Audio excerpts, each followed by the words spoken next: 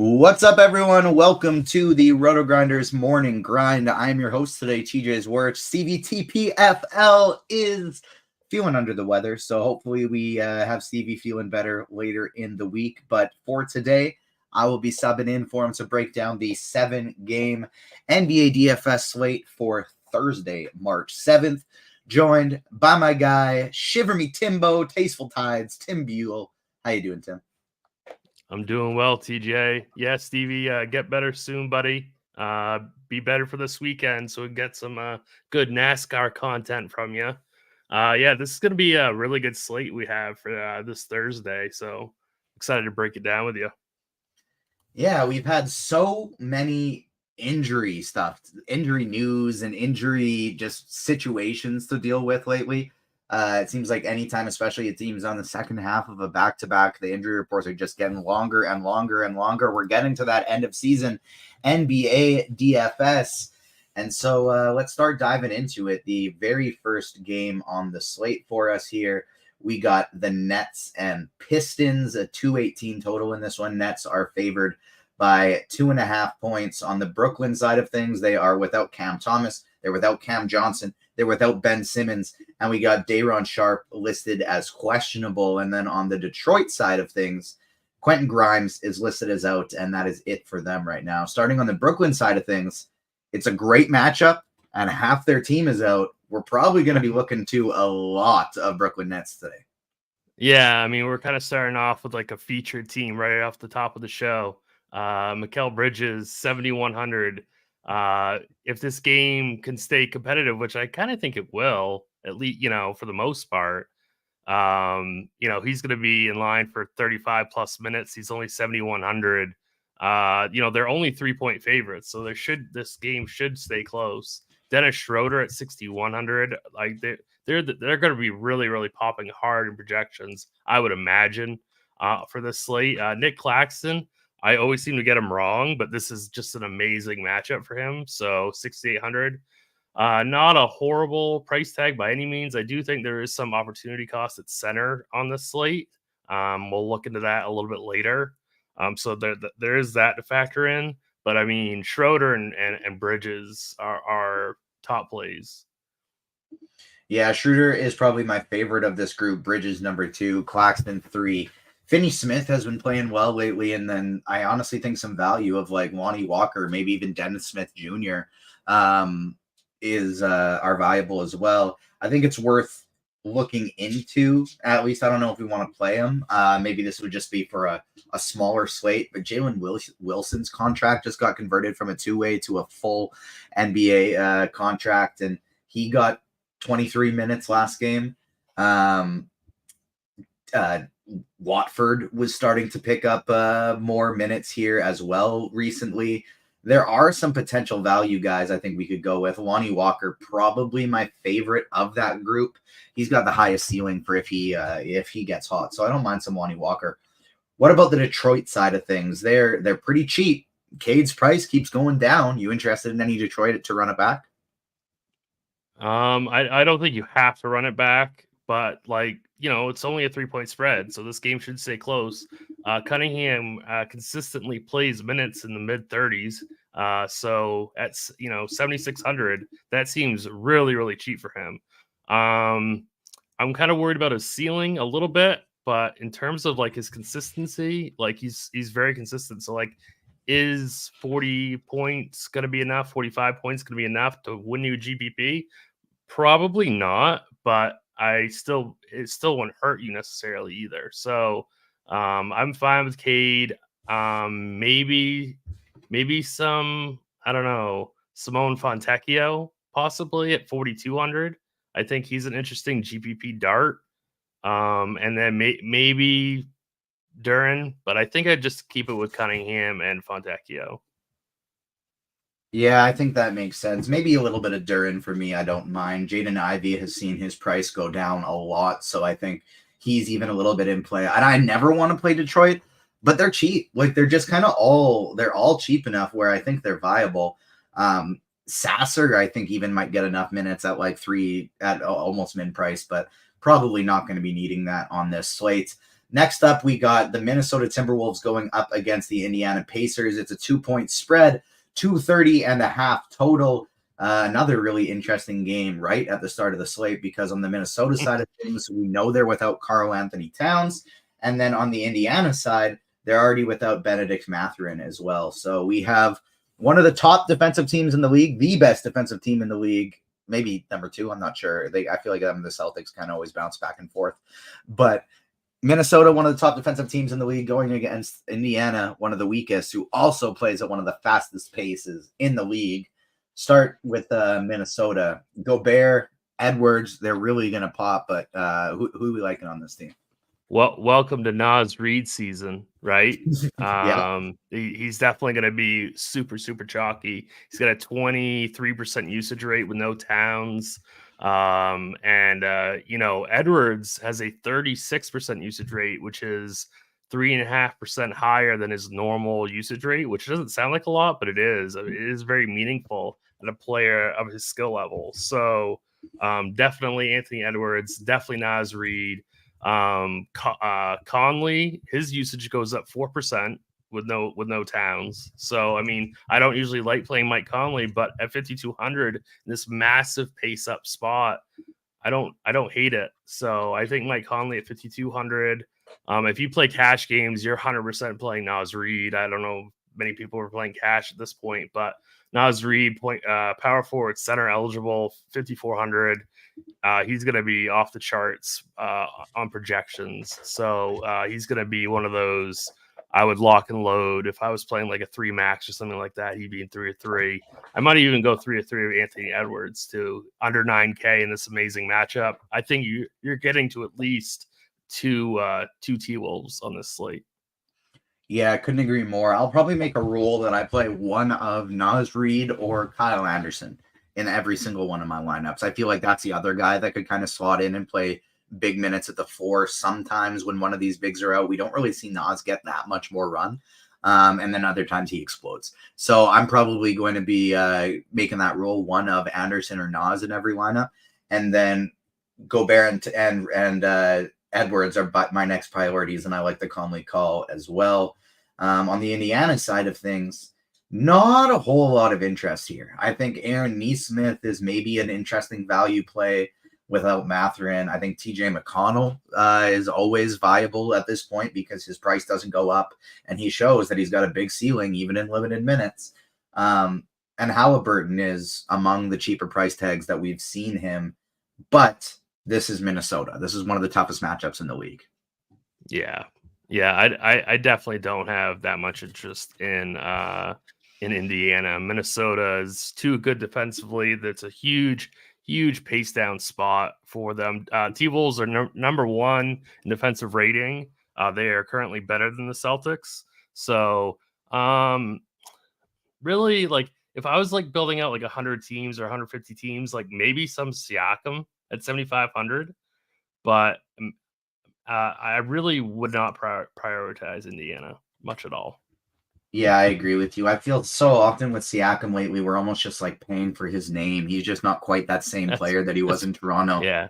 But having said that, his price is low enough, 7,500, that he has shown like a 48, 49, close to 50-point ceiling lately. So that's good enough at that price tag. He just seems like he's too athletic for Gobert. Like, I know Gobert is amazing defensively, but he just seems too athletic for him. So, and I imagine that Nas would guard Turner, but I'm not positive. So I almost don't mind Turner in this spot, actually, because this is probably a matchup where, even though it's on paper bad, he's going to get more minutes than he does in those fast-paced games.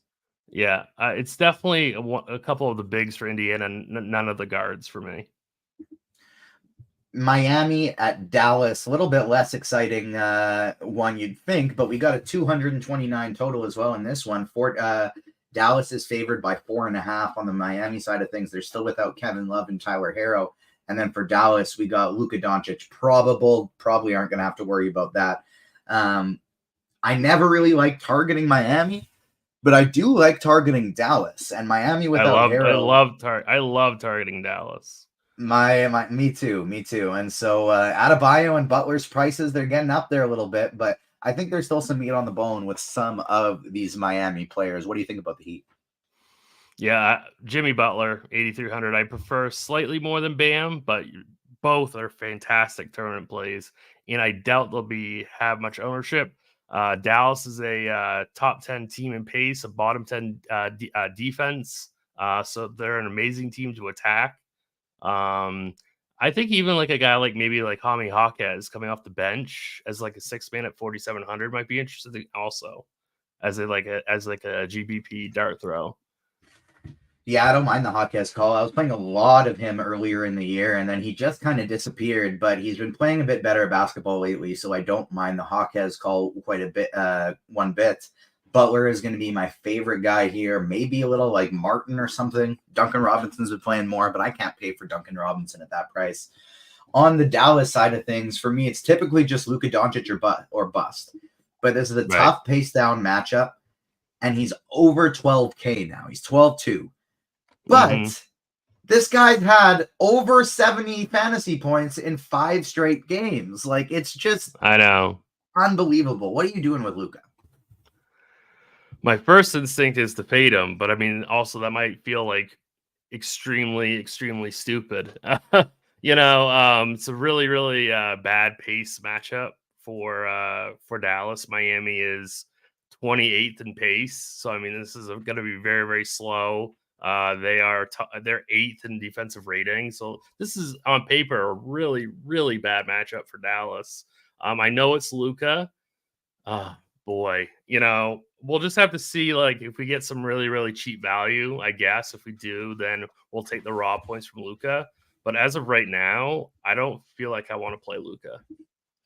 And if I'm not playing Luka, I'm probably not getting to any of these Dallas players, I don't think. No.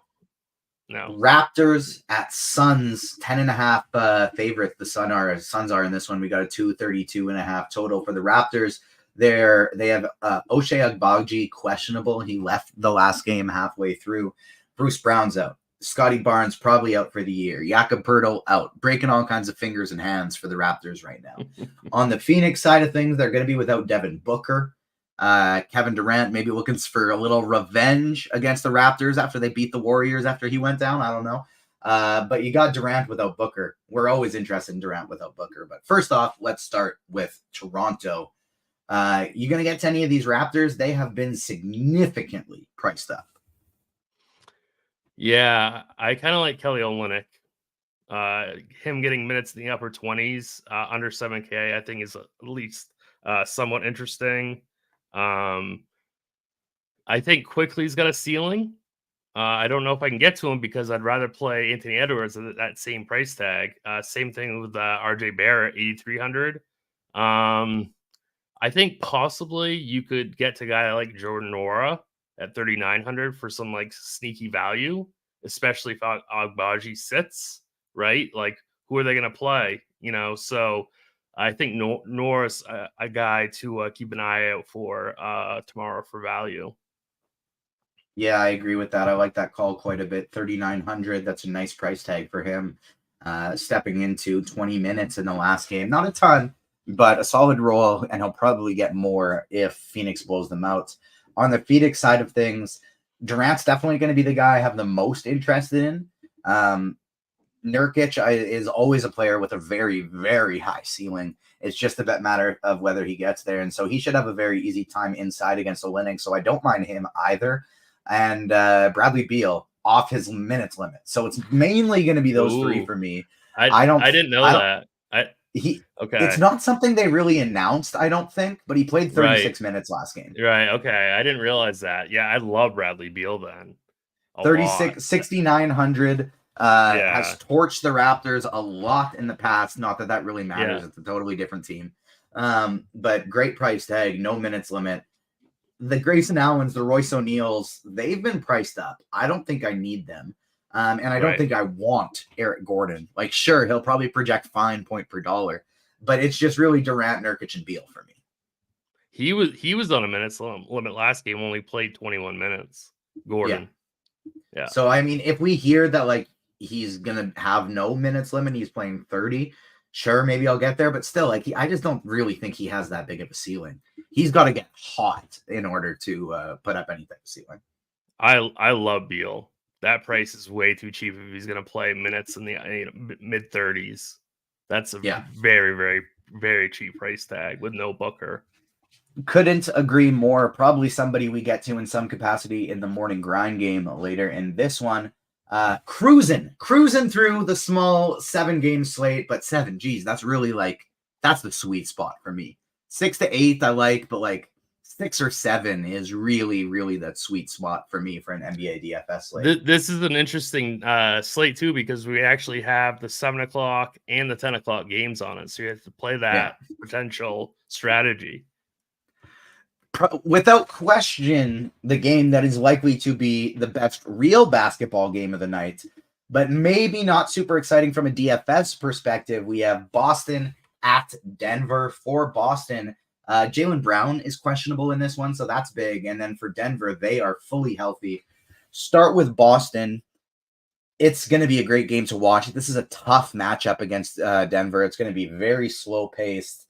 If Brown's in, I could see myself scratching off this whole team, except for maybe Porzingis. Porzingis would be the one guy I think I would keep in that, maybe keep in my pool. But if Brown's in, this is going to be close to an X button for me. I completely agree. And if Brown's out, I think Tatum's basically close to a must play. Derek White even at 6,200. But yeah, if Brown's in, it's nothing. Definitely a game I'm going to watch, right? But not a great game for DFS. Even so, even with Brown out, I probably it's only a 200 difference between Jason Tatum and Kevin Durant. Even with Brown out, I would probably rather Kevin Durant without Booker as opposed to Tatum without Brown against the Raptors, who are giving up 1 billion points right now, not playing a lick of defense. So I still don't know how much I'm going to be able to get there, but I'm with you. White, Holiday, Tatum look a lot better if Brown's out. If Brown's in, I think the only one I would be willing to consider is Porzingis. I don't think we're looking at the Pritchards or the Hausers regardless. I think it would probably be Al Horford that stepped into the starting lineup if Jaylen Brown was out. Maybe Horford would be fine in that one, but I don't think you need it even if he starts.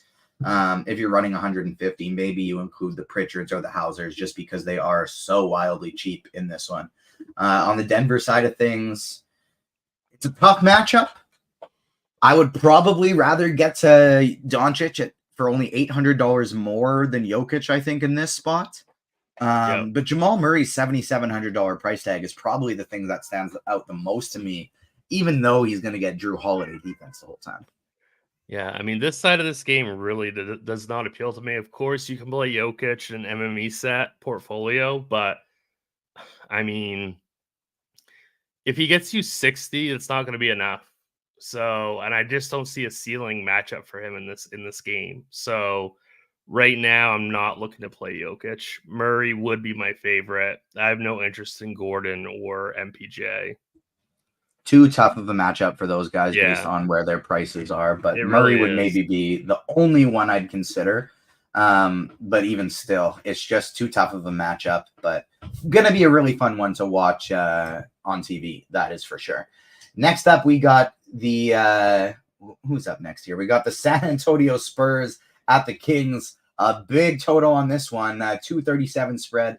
Kings are favored by 9. We don't know who or actually they opened at 9 and it's already at 10.5 because Victor Wembanyama got ruled out. So Domantas Sabonis going to be able to do absolutely whatever the heck he wants. And Sacramento, we're going to assume they're fully healthy, but this is the second half of the back-to-back, and it's Sacramento. And it's San Antonio. So there's a chance we could see Fox maybe sit. He's been banged up. Somebody else sitting on this one. But let's start with the San Antonio side.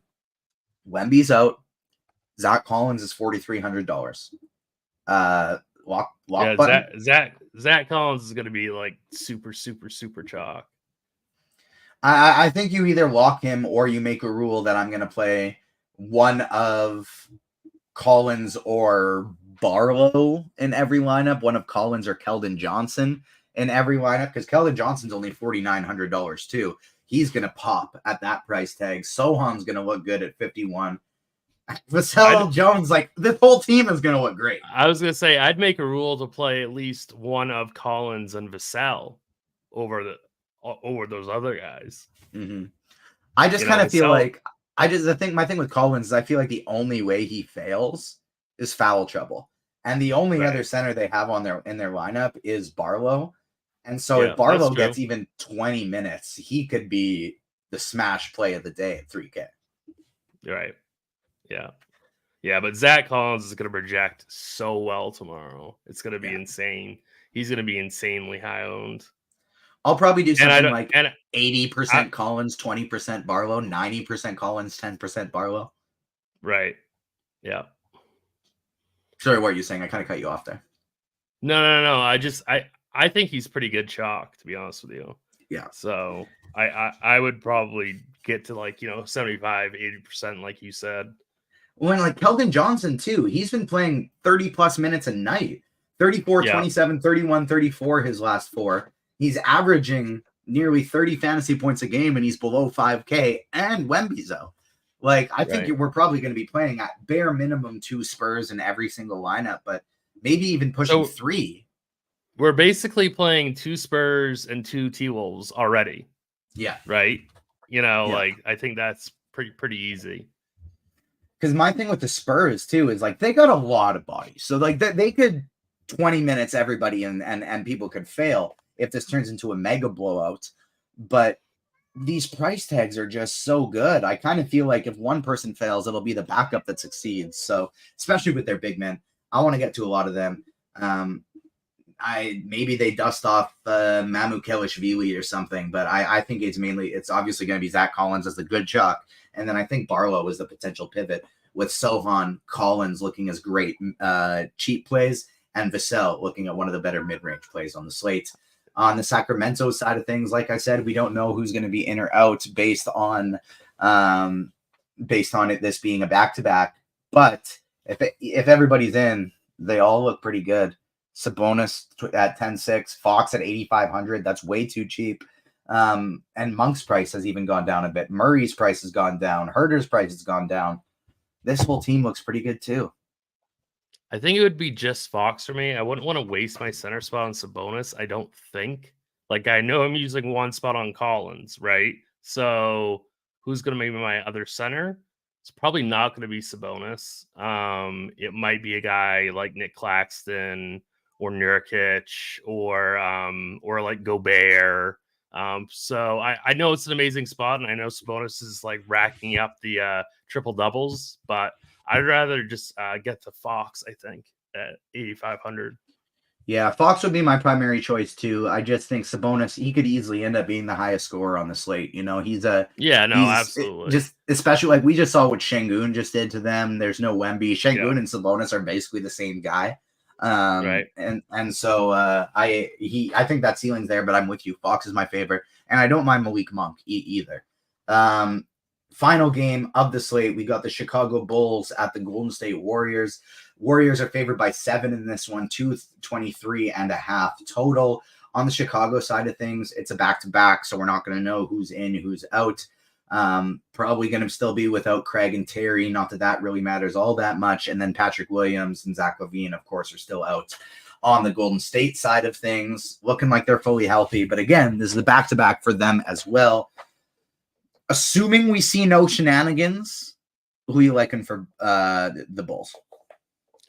Well, they finally got White's price up to 8K, so maybe he's too expensive now on the road in Golden State. I don't think so. I still want him.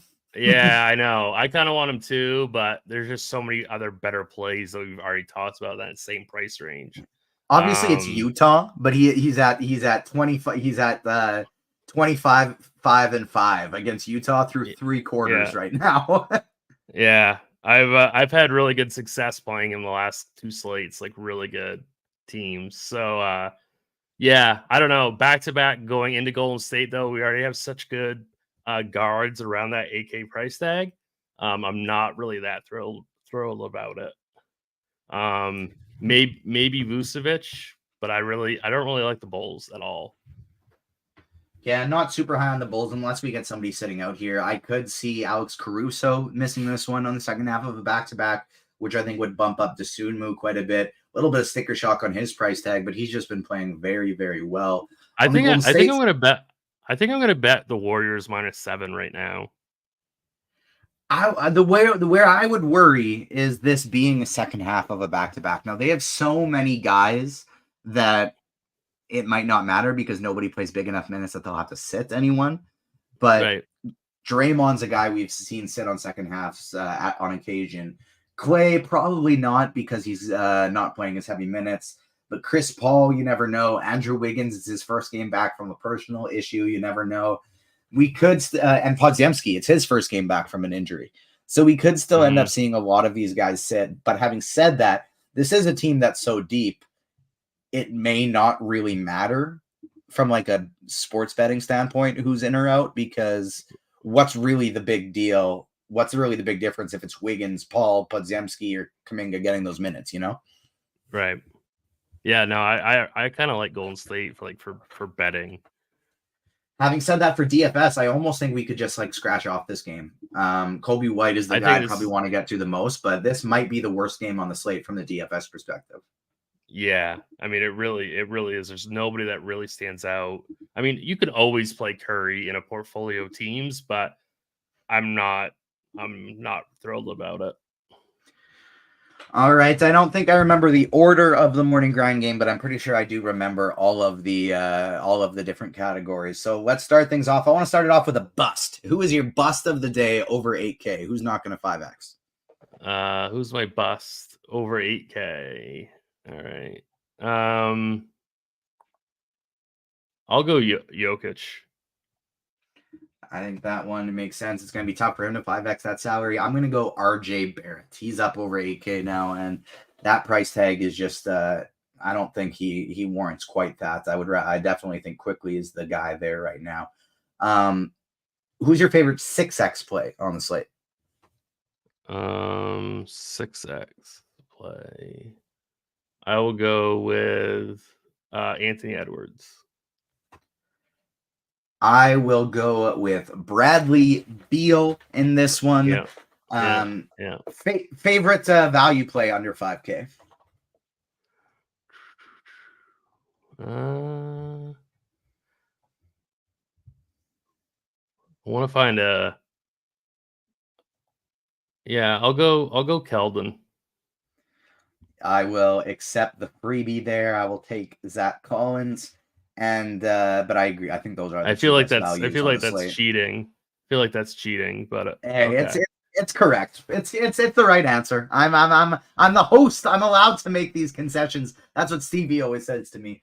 And so I'm gonna do it. Who is your let's get weird GPP play of the day? I'll go Simone Fontecchio. Very interesting. I'm gonna go Malik Monk in that one. Any bets, player props, pick'ems that stand out for you the night before? I think I'm gonna bet the Warriors -7 like right this second. So that's gonna be my bet. I have not looked at any props yet this evening. I like it. I don't have any that really stood out to me, but I definitely don't mind Anthony Edwards more than 29.5 points without looking at things. I think that's something he's got a 30-piece incoming.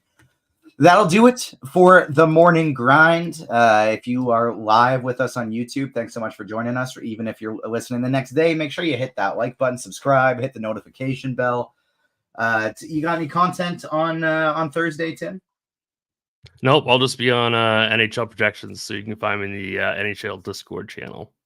The very best, most valuable Discord channel in all of DFS. So if you're not checking that one out and you're dabbling with NHL DFS, or you were considering dabbling with NHL DFS, definitely check out the RotoGrinders Discord. I will be back in the morning right here for RotoGrinders today with Blender, talking some hockey, using your projections that you're putting together and helping the people apply them.